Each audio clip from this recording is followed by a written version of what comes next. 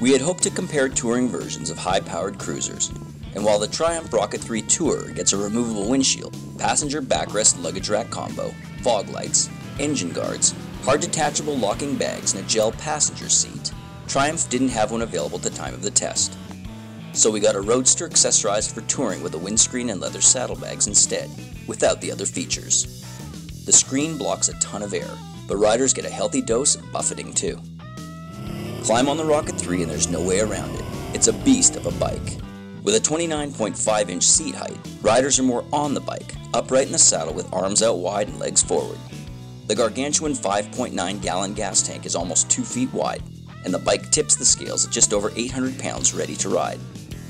Its mass can be intimidating at first, but the more you ride the Rocket 3, the more comfortable you become with it. Twist the throttle grip before taking off, and the bike lists to the left thanks to the pull of the inline triple's longitudinal crankshaft. Rev it up, slip into gear, and get ready as the Rocket 3 lives up to its name, with 131.97 pound-feet of torque available at only 2,500 RPM. Power delivery is very linear, and roll-on is excellent. Peak horsepower hits at only 5,300 RPM, and the power band isn't overly wide, so shifting a bit before redline will keep you in the meat of its prodigious torque. Despite being liquid-cooled, the 2294cc power plant does heat up, particularly on the inside of the rider's right leg. While the Rocket 3 can pace with the Diavel Strada in a straight line, it's at a definite disadvantage in the twisty stuff.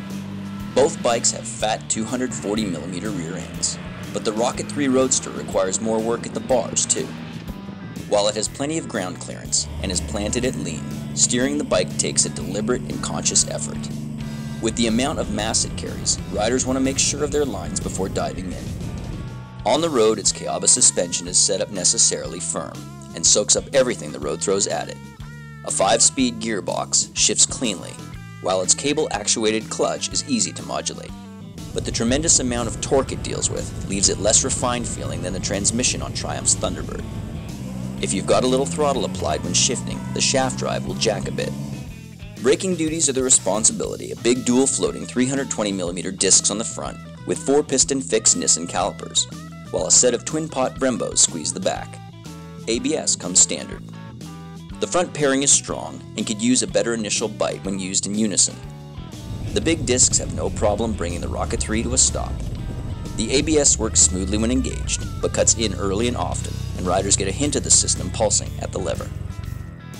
As far as its touring credentials, its leather bags are deeper and bigger than the Ducati, capable of holding a 17-inch computer and a backpack, but they don't lock. The aftermarket Triumph windscreen pushes plenty of air out of the way, but riders are still subject to buffeting. With tremendously large pistons, the Rocket 3 isn't the most efficient motorcycle on the market, as we average 29.5 miles per gallon. This equates to around 175 miles before requiring a fill-up. Better than the Diavel Strada, but not what you'd expect from a tourer. Yet we found it to be a slightly better base touring platform, thanks to more storage capacity, longer range, and a more relaxed riding position.